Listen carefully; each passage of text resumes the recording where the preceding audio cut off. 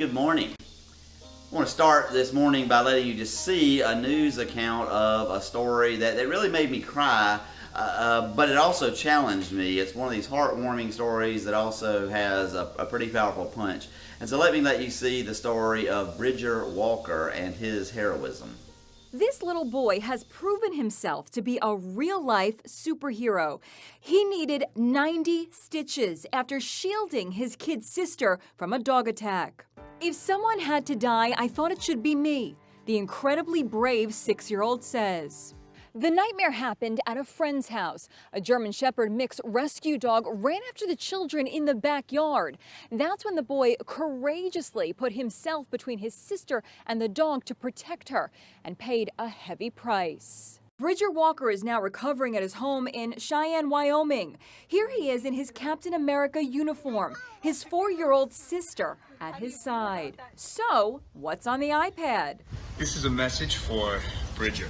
He's watching this personal message from Chris Evans, who starred as Captain America in the Avengers movies. What you did was so brave, so selfless. Your sister is so lucky to have you as a big brother.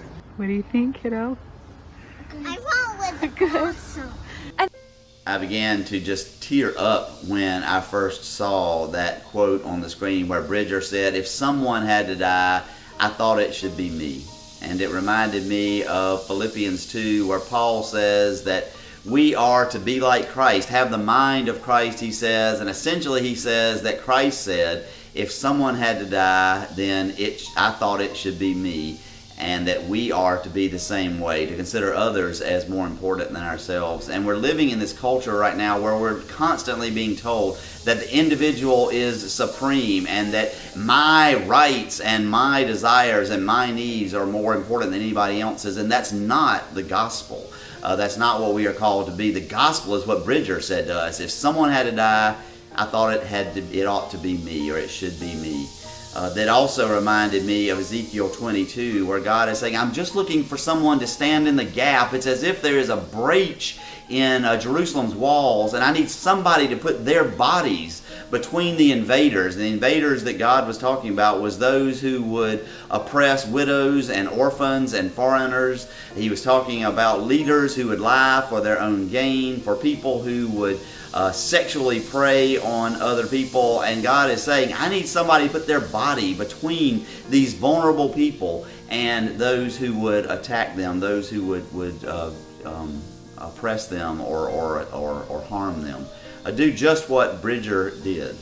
So on this Saturday, I want to ask a hard question of all of us. What is, first, your passion? Who are the people that God is leading you to care about the most? The people who are vulnerable. They may be people who are like orphans or widows, maybe people who are hungry, either elderly people or young people who are hungry. That is a huge problem in our culture. People who are suffering from sexual violence, and that is where your concern is. People who are suffering from racial oppression, and you want to do something about that. And then find a way, how can I place my body between those people and that which would harm them? For people who are hungry, it can be as easy as writing a check. And the more generous you are, the more you're placing your body out there. And that's a very powerful way to address that need. For people who are victims of sexual exploitation, if you are living in the Chattanooga area, you may know that First Cumberland supports Love's Arm Outreach as an outreach to women who are caught in sexual trafficking and also caught in addiction. And that is a way you can volunteer with them, or to make a donation to them would be a marvelous way to care for that. If you are interested in racial reconciliation, there are all kinds of organizations that can do that. Again, through First Cumberland, I would recommend Bridge Chattanooga, one of our other ministries, which is reaching out into our neighborhood and to children in our neighborhood, not exclusively to children of other races, but predominantly because of the composition of our neighborhood. Another powerful way I think you can react in racial reconciliation is simply call a friend of another race and say, I just want to listen. I want to hear your story and advise me. I'm a person of another race. How would you advise me to react, or what would you advise me to do? And see what they have to say.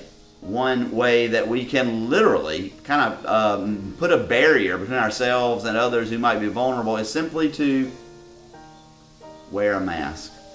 I may have been exposed to COVID-19. How do I know? If I wear a mask, I am putting a barrier between me and anybody that might, and the virus that perhaps is in me, and anybody who might encounter me. It's a way I think God is calling us to stand in the gap. Wearing a mask doesn't protect me. Wearing a mask protects those on the outside of me. It is a powerful way of saying that I love my neighbor, and I'm willing to undergo this little inconvenience for that. So on this day, let me ask you to do some hard praying, and then when you pray and you get an answer, make sure that you're courageous enough to follow through. How is it that God is calling you to stand in the gap, to have the mind of Christ? We can do this. We need to do this. This is something that we have to do for the sake of the gospel, and we can do it because God is with us. Amen.